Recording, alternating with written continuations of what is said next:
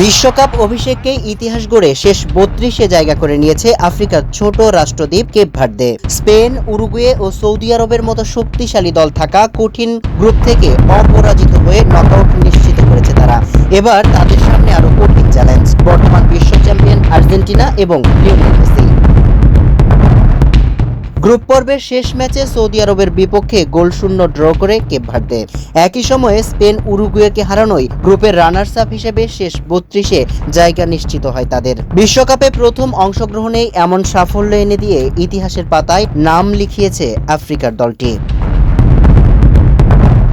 Match শেষে উচ্ছ্বাসিত Cape ভার্দের coach বুবিস্তা বলেন, আমরা বিশ্বমঞ্চে আমাদের দেশকে পরিচিত করতে পেরেছি। সামনে আর্জেন্টিনা, তারা কতটা শক্তিশালী সেটা আমরা জানি, কিন্তু ফুটবলে অসম্ভব বলে কিছু নেই।